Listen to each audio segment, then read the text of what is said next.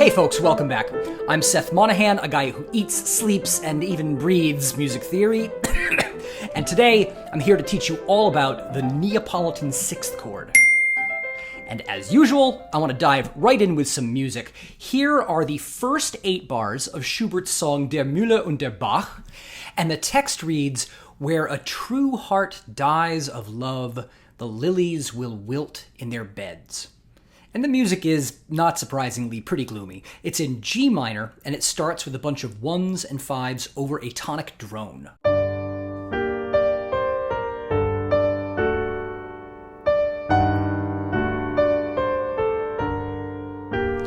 And the second phrase is built over the familiar 1-4-5-1 bass line, which we know is going to be a full functional cycle, but Schubert does something special here with the predominant. When you listen to bar 6, compare it to bar 2, and notice the breathtakingly creepy color change, right as the singer names the flowers that are dying. Ein treues Herz in Liebe vergeht, da welken die Lilien auf jedem Beet. And again, here's the second bar. Just 5 over tonic, and here is bar 6. Now, you may be asking yourself, what is that incredible sound? Well, it's an A-flat major chord in first inversion, which means that Roman numeral-wise, it's flat 2-6. That's a predominant we have not seen before, but it does what predominants do, which is lead into 5 and then 1.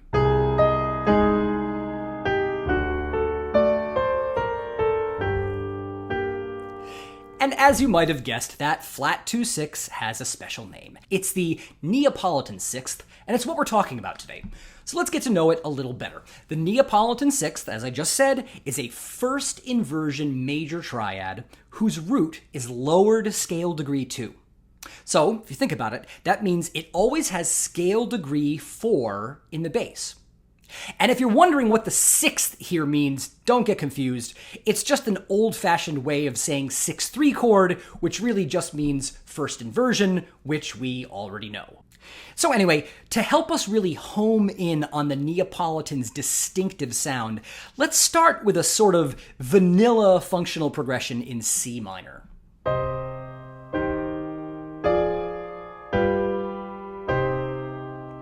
Nothing we haven't heard a million times before.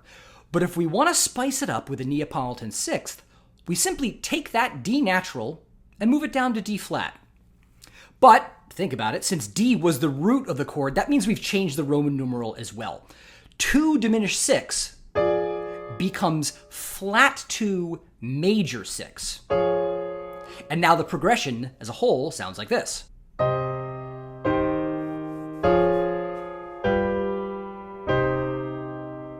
And it's a really different sound. A lot of people think of the Neapolitan as the darkest sounding major chord there is in this music.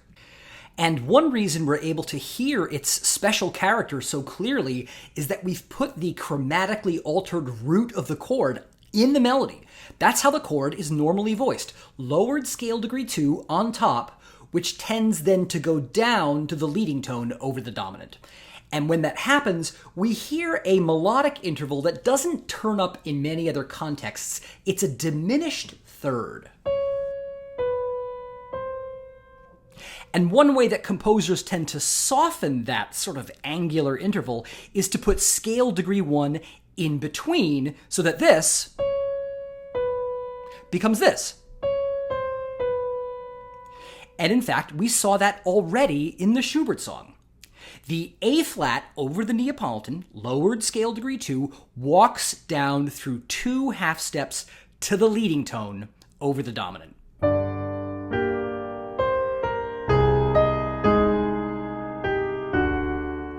That sound is the thumbprint of the Neapolitan.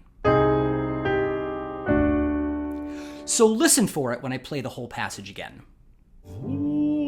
Ein treues Herz in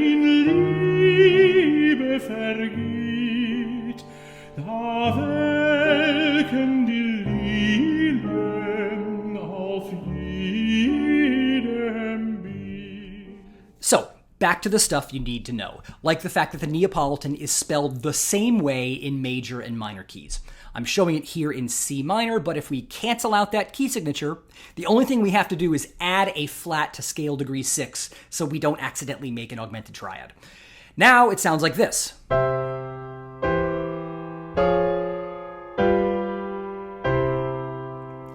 It's a pretty striking sound, but the Neapolitan sticks out like a sore thumb in major, and that's probably why it's used more often in minor, where it's a little bit less of a curveball.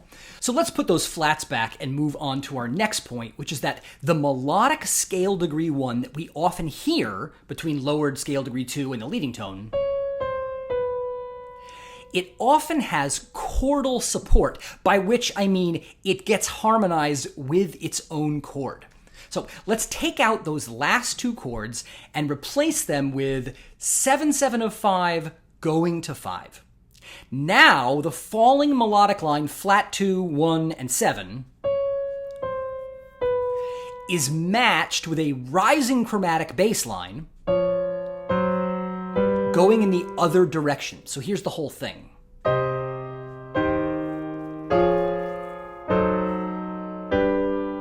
Much smoother. An even more common option is just to put a cadential 6/4 under that tonic in the melody. This is a slightly longer progression, and I made the melody entirely out of half steps.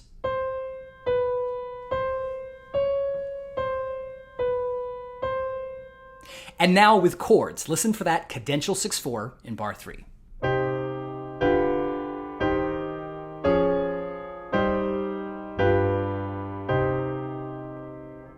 And if we wanted to use both harmonizations of that passing tone, the applied 7 of 5 and the cadential 6/4, we'd have a progression like this. Here I wrote a more varied melody, one that mixes regular and lowered scale degree 2.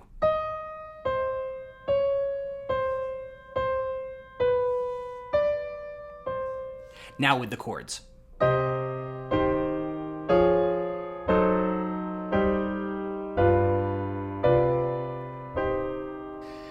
And that is everything you have to know. So what's next? Well, I've got 6 pieces lined up, each of which highlights the Neapolitan in a different way. And I'm going to end the video by addressing a question that's on everybody's minds these days. Is the Neapolitan a stupid name for this chord? But first, the examples.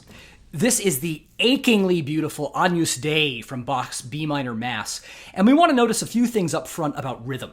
First, this little half-bar intro ends up pushing everything else out of place so that all 4 subphrases start on the pickup to beat 3. But that might be part of the plan because all the cadences end up on downbeats, here and here. The other thing to notice is the really expressive use of syncopation in the main motive.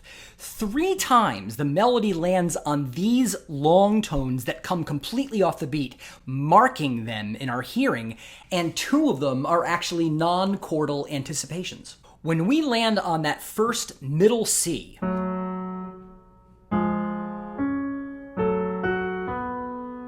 it's not part of the G minor tonic we just heard, it's part of the next chord, which is a 4-6-5 with raised scale degree 6 in the bass, the melodic minor note.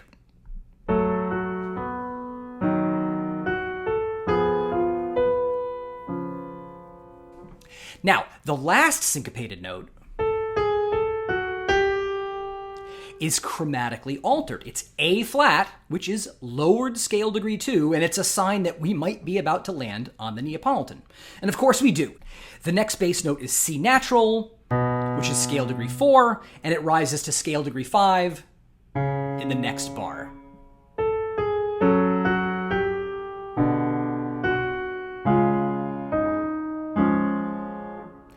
And don't miss the fact that the flat 2 in the melody does exactly the thing we talked about. It goes down by half step twice,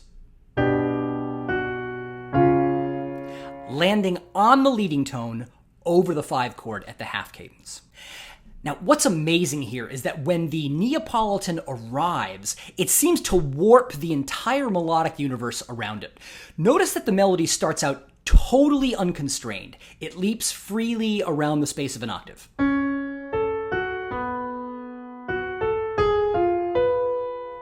But the Neapolitan is like a black hole.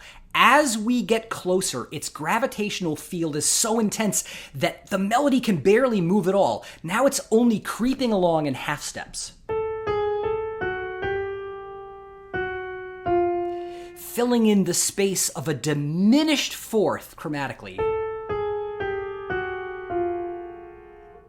Even as the second phrase moves away from the Neapolitan, it can only limp along in disconnected semitones.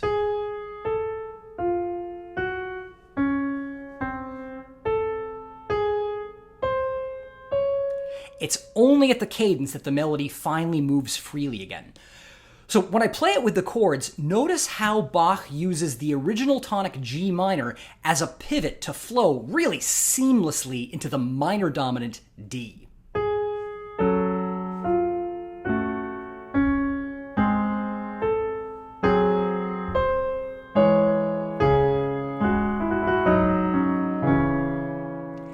Here's the whole thing on historical instruments.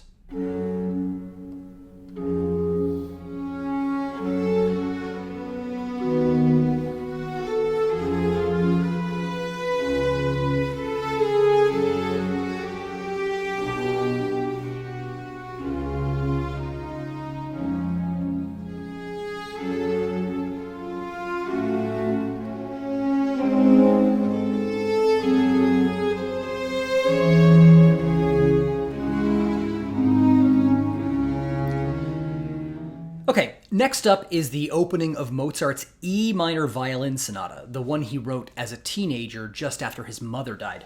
And it's a two-part excerpt. The first part is a pretty simple 8-bar theme using mainly just 1s and 5s.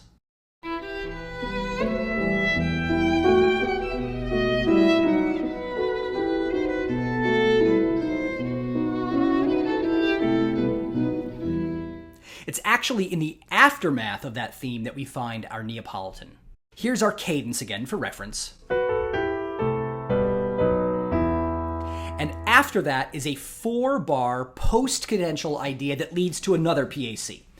Now, if we're in E minor and we're looking for the Neapolitan, we should start by trying to find lowered scale degree 2 in the melody. And obviously, it's right there in the violin, and that F natural does exactly what we'd expect. It moves downward through tonic to the leading tone.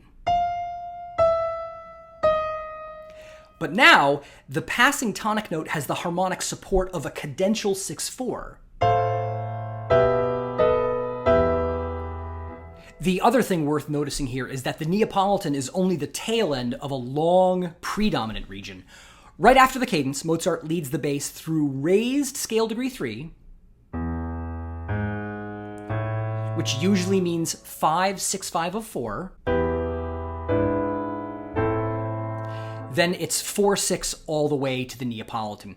And I should say, we could debate what's going on this downbeat. I'm calling these B naturals non-chordal neighbors, but we could hear it other ways as well. Doesn't matter for now.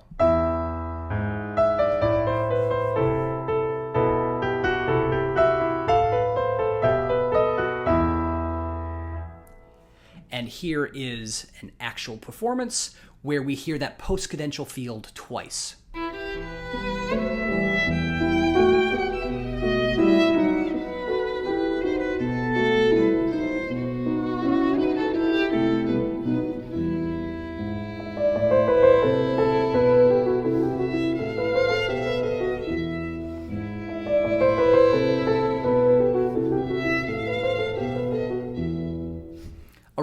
Next is a piece we first saw in video 18. It's Chopin's F minor Nocturne, opus 55, number 1.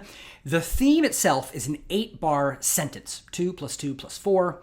And the basic idea almost made it into video number 33 because it uses 3 and 5 of 3 without modulating.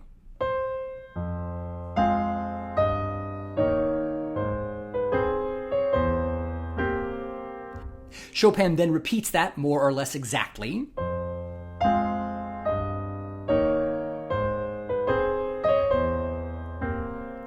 And the continuation starts with that same material a third time, but now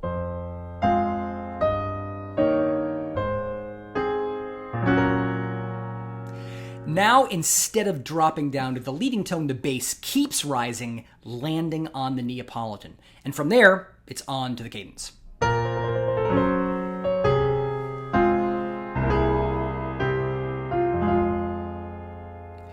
Now, you might be interested to notice that Chopin does not have lowered scale degree 2 in the melody here above the Neapolitan. He's got scale degree 4 instead. And if you're wondering why, we actually have to look at the melody as a whole. Notice that the basic idea starts on the high F, steps down to C, and then stops. Then that happens again. But the third time, something has to change, obviously. So he finally lets the melody break through that barrier and step all the way down to tonic, right at the cadence.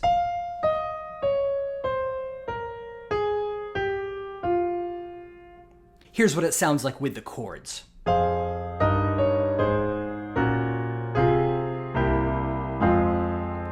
And here's the whole thing.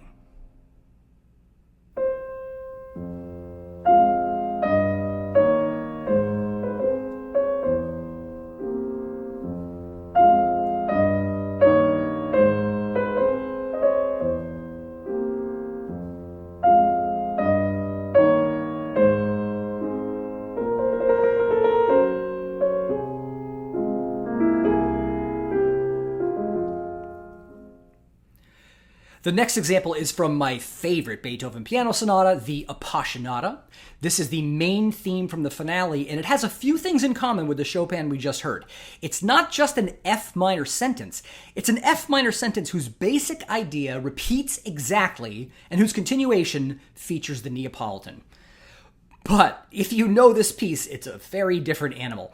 Beethoven is using the piano more like a Gatling gun here. It's about force and energy and damage per second rather than finely chiseled harmony and counterpoint.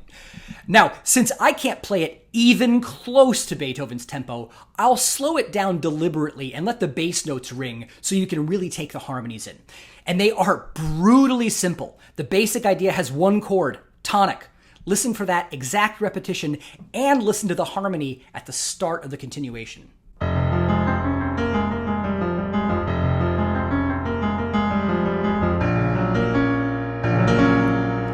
There is our Neapolitan, and from there it's on to the cadential dominant, which starts here and gets prolonged for 2 full bars right up to the tonic downbeat. And if you want to know how the prolongation works, Beethoven writes a double neighbor figure around that low C in the bass. And then he gives each of those notes its own chord. So here's the whole thing at my modest tempo.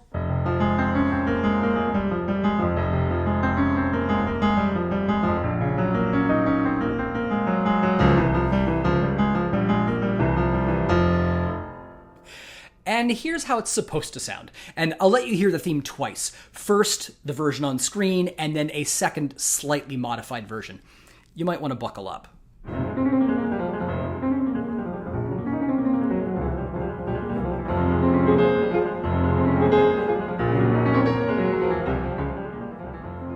And that's why I make videos instead of playing the piano.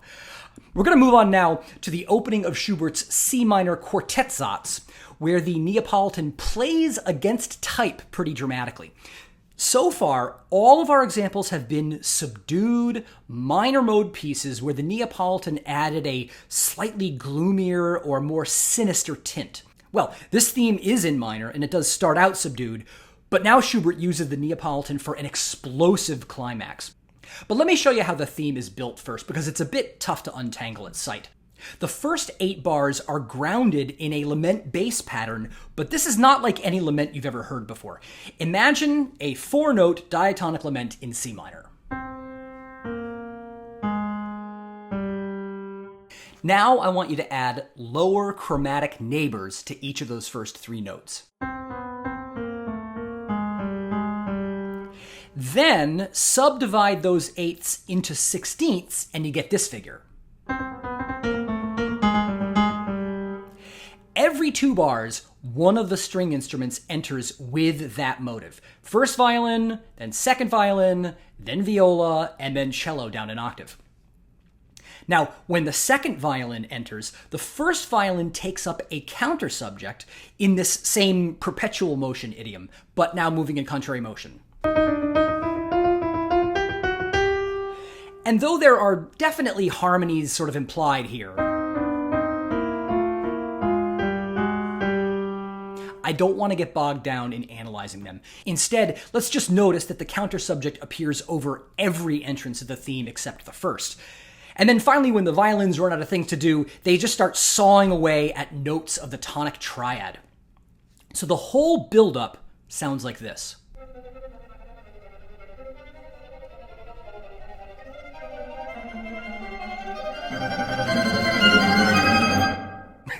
Clearly, it's building towards something, and that something is the Neapolitan, which comes crashing down in a 3-octave arpeggio.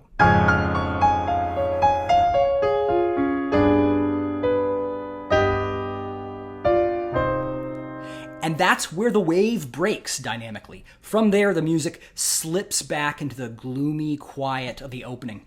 And when I play it, listen carefully to the fade out. You're going to hear the opening motive repurposed as closing material over a tonic pedal.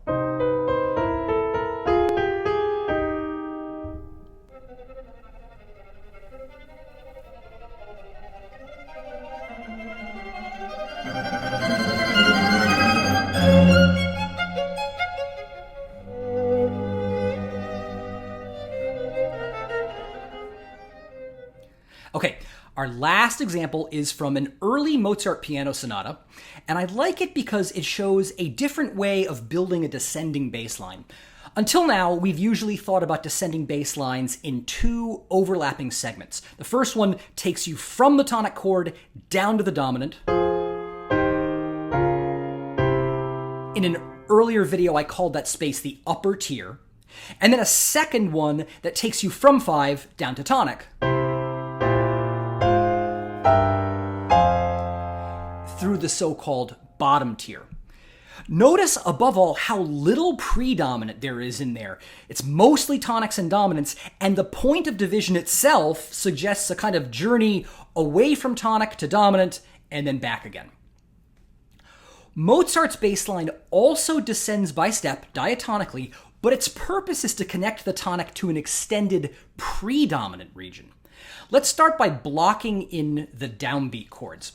We've got tonic, then down a third to 4/6, then down another third to the Neapolitan. And everything that comes in between is connecting material. Above lowered scale degree 7, we get 7/4/3 of 4, which resolves with 2 gorgeous suspensions.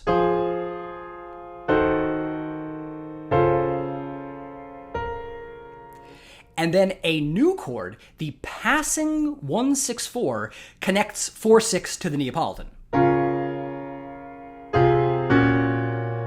Incidentally, passing 1/6/4 is the topic of the next video, which is going to be very short because the chord only does one thing. It connects predominance. Anyway, the point here is that we've got a descending bass line whose job is to walk down from tonic to scale degree 4 rather than scale degree 5. In this case, the first scale degree 5 is just a connecting note. The scale degree 5 in the bass that matters comes at the end of the phrase at the cadence. And Mozart sets that up with the familiar 4 sharp 4/5 bass line, which has 7/7 of 5 over raised scale degree 4.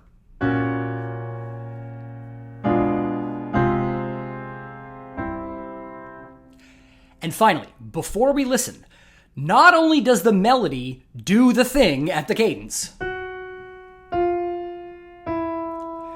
those descending steps are, again, part of a long structural line that starts with the very first note of the theme.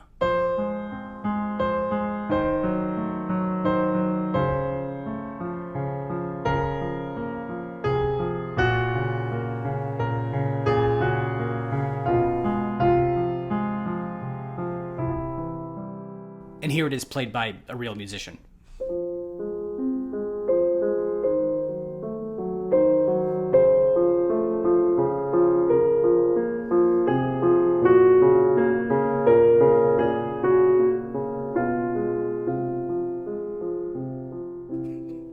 Okay, as promised, I want to wrap up by addressing an urgent question for our troubled times.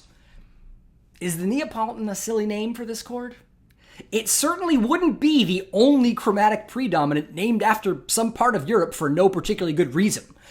If you watched video 35, you might remember me calling the nationalities of the augmented sixth chords, what was it? Oh yeah, dumb and arbitrary.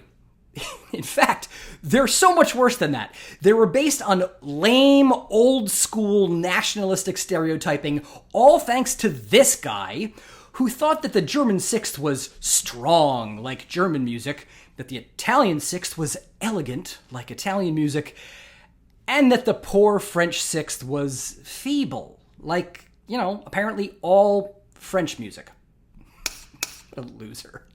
Anyway, I'm not sure who named today's chord the Neapolitan. The earliest record I could find in any language was a book written in 1812 by the mildly esteemed British composer Mr. William Crotch. But his reasoning isn't dumb or arbitrary at all. In fact, it's echoed by scholars even today.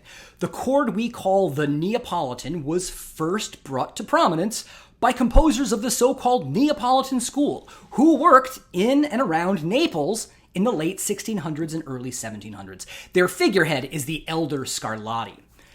And I was interested to learn that the lowered scale degree 2, as a melodic note, might have been an import from one or more regional folk music traditions. I'm going to get back to that in a minute, but first I want to play you some of these early notated Neapolitans. This is the climax of the oratorio Yepta by Giacomo Carissimi. And Carissimi was from Rome, not Naples, and he wrote this before Scarlatti was even born, but it's loaded with what we might call proto-Neapolitan harmonies. Look how naked the score is. It's just voice and unfigured continuo. And like a lot of music from this era, it sounds to modern ears like it changes keys a lot. Here are the 4 key areas, and in each of them, Carissimi uses a proto-Neapolitan with lowered scale degree 2 in the melody shortly before cadence.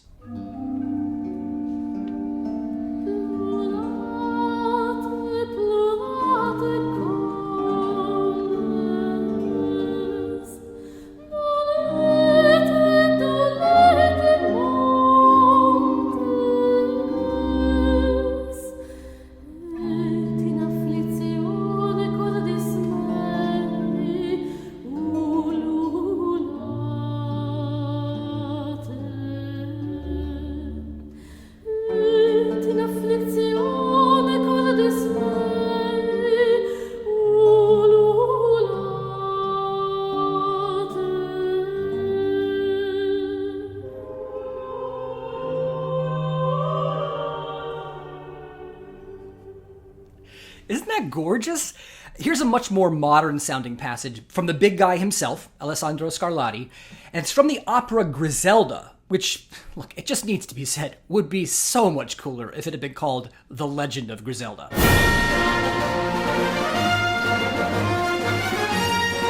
Well, I'm just saying, missed opportunity. Anyway, you're going to hear a flash of D major at the beginning, but the rest is in B minor, and the Neapolitan, C major in first inversion, turns up here. Now, I'm not going to analyze this chord by chord. We'd get bogged down too easily in the little quirks of pre-classical harmony. Instead, I want you to kind of squint your ears and hear the second system in broad chunks, with a prolonged Neapolitan, an extended stalling passage that mostly emphasizes the predominant 4/6, and then a proper cadence.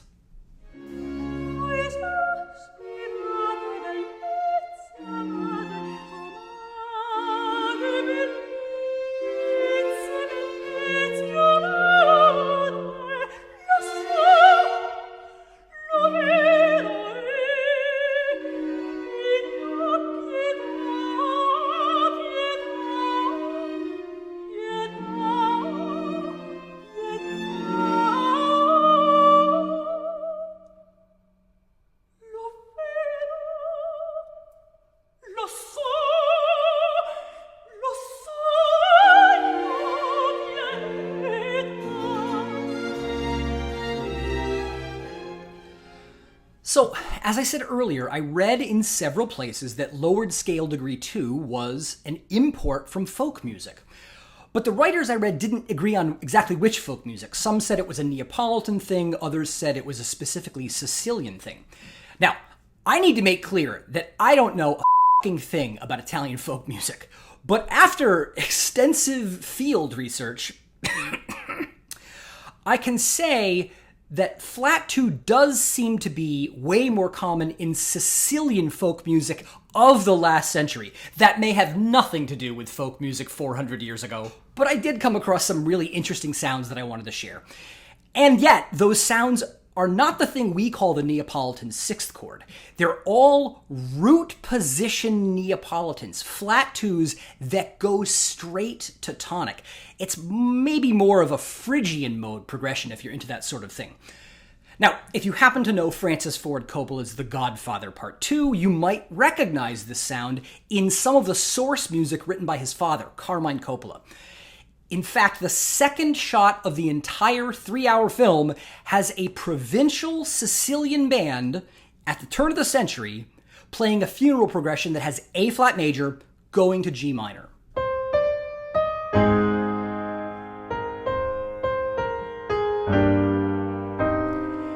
That's flat 2 going right to 1.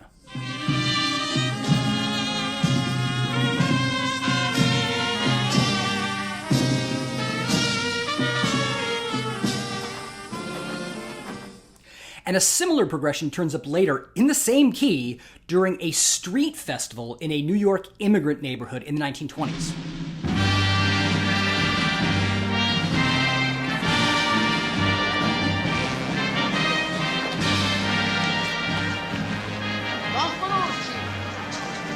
Hola.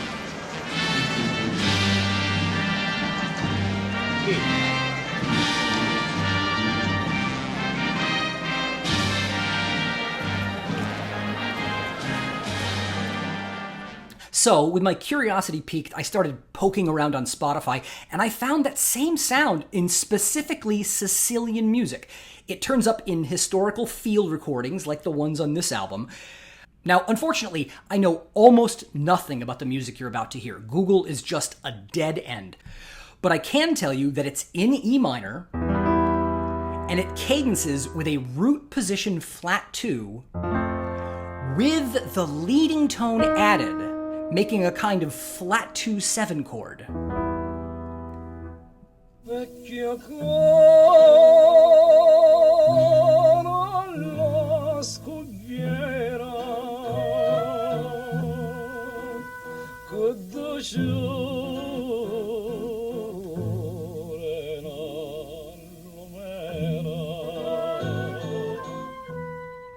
And we hear the same progression in slightly kitschy recordings of quote-unquote old Sicilian songs like this one. Si duli peggiavissero fortuna,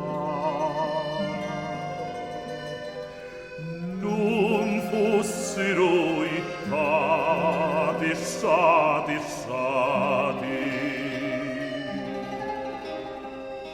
Quanto fabbricatelli in gialli mora,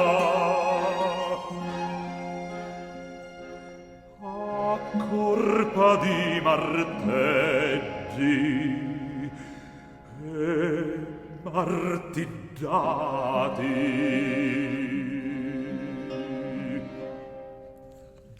Well, would you look at the time? I seem to have gotten a bit off track here, folks, so it's probably time to close up shop. The flat 2 chords got me excited, and I'm taking it out on you, my dear viewers. I will make it a top priority to keep the next video short. It'll be on the passing tonic 6/4 and nothing else. I'll see you then.